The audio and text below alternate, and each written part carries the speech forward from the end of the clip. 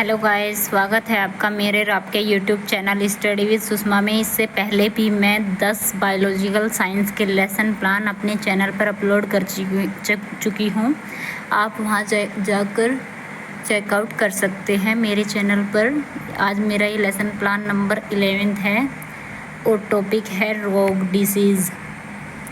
Subject जीव विज्ञान लिखेंगे। क्लास 7th का ये टॉपिक है और डेट वही मेंशन करेंगे जिस दिन आप स्कूल में पढ़ाने जाओ।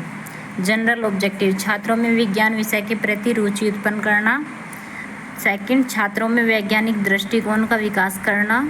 थर्ड, छात्रों में चिंतन शक्ति का विकास करना। फोर्थ, छात्रों की तर्क शक्ति का विकास करना। फिफ्थ, छात्रों में अनुसंधान की प्रवृत्ति जागृत करना। स्पेसिफिक ऑब्जेक्टिव, बच्चे रोगों के बारे में जान सकेंगे। सेकंड, बच्चे रोगों के कारकों के बारे में जान सकेंगे। थर्ड, बच्चे रोगों के बारे में जान सकेंगे।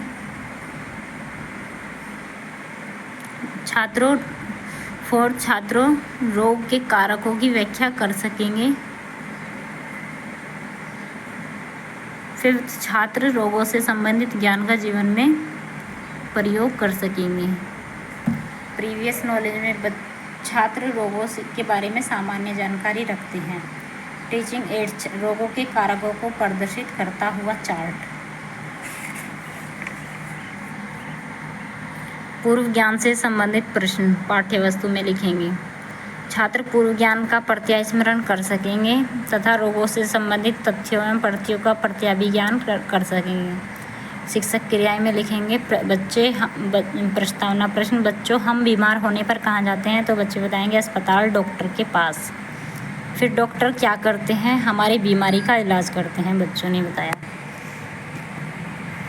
बीमारी को परिभाषित कीजिए, बच्चे बता नहीं पाएंगे, समस्यात्मक प्रश्न हो जाएगा। तो उद्देश्य कथन यहीं से निकल आएगा हमारा। छात्रों, आज हम रोगों के बारे में अध्ययन करेंगे। रोग तथा स्वास्थ्य की परिभाषा की व्याख्या।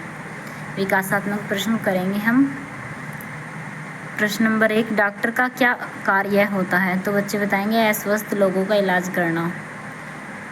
फिर सेकंड क्वेश्चन, रोग की परिभाषा बताइए। समस्यात्मक प्रश्न हो जाएगा, बच्चे बता नहीं पाएंगे। प्रश्नोत्तर विधि चल रही है तो इसका हमें स्पष्टीकरण करना होगा। छात्रों, शरीर के किसी अंग की संरचना का बदल जाना या उसके कार्य करने की क्षमता में कमी आना रोग कहलाता है। विश्व स्वास्थ्य संगठन द्वारा दी गई स्वास्थ्य की परिभाषा यही थी। छात्र ध्यानपूर्वक सुनते हैं, स्पष्टीकरण विधि या व्याख्यान विधि चल रही है। शारीरिक, मानसिक एवं सामाजिक तौर पर पूर्णतः ठीक होना ही स्वास्थ्य है। मूल्यांकन प्रश्न, छात्रों शरीर के किसी अंग की संरचना का बदल जाना क्या कहलाता है? तो बच्चों ने बताया रोग। प्रश्नोत्तर विधि चल रही है। फिर नेक्स्ट शिक्षण बिंदु, रोगों के कारकों की व्याख्या।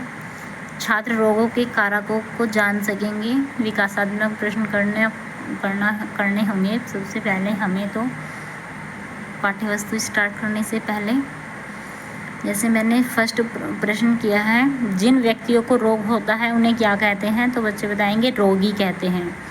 फिर प्रश्न नंबर 2 क्या है, रोगों के कारक कौन कौन से हैं? तो समस्यात्मक प्रश्न हो जाएगा, बच्चे बता नहीं पाएंगे। फिर स्पष्टीकरण में हम लिखेंगे, बच्चों रोग उत्पन्न करने वाले कारकों को रोगजनक या पैथोजन कहते हैं। रोगजनक के कई उदाहरण हैं जैसे जीवाणु, विषाणु, प्रोटोजोआ, कवक इत्यादि। कुछ रोग आनुवंशिक कारणों से भी उत्पन्न होते हैं। रोग कारक निम्नलिखित हैं: जैविक, भौतिक और रासायनिक, सामाजिक एवं आनुवंशिक। छात्र ध्यानपूर्वक सुनते हैं और ये मैंने संक्रामक रोगों का और उसके साथ रोग कारक भी का मिनिएचर लगाया है।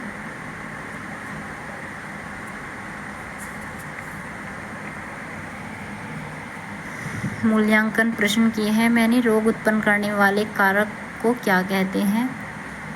रोगजनक, बच्चों ने बताया।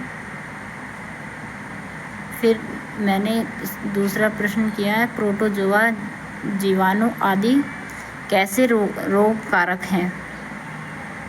तो बच्चों ने बताया जैविक उदाहरण है ये। फिर रोगों के प्रकारों की व्याख्या, विकासात्मक प्रश्न करने होंगे। उद्देश्य उनका विशिष्टीकरण में लिखेंगे। छात्र रोगों के प्रति सचेत हो सकेंगे।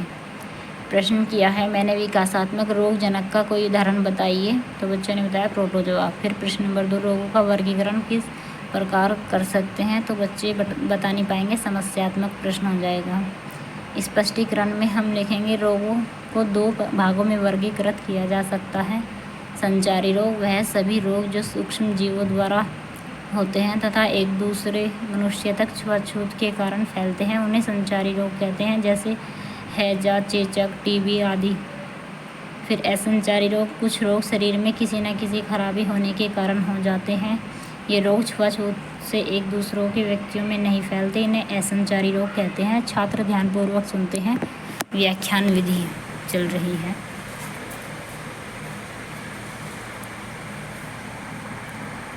जैसे एलर्जी, रक्तचाप, कैंसर, डायबिटीज़। मूल्यांकन प्रश्न, संचारी रोग कौन कौन से हैं। तो बच्चों ने बताया हैजा, चेचक, टीबी आदि।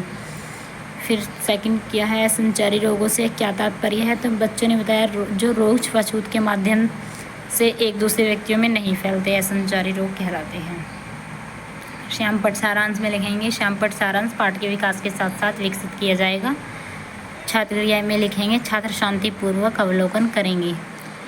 गृह कार्य में ज्ञान को स्थायित्व प्रदान करना, उद्देश्य में उनका विशिष्टीकरण में लिखा जाएगा।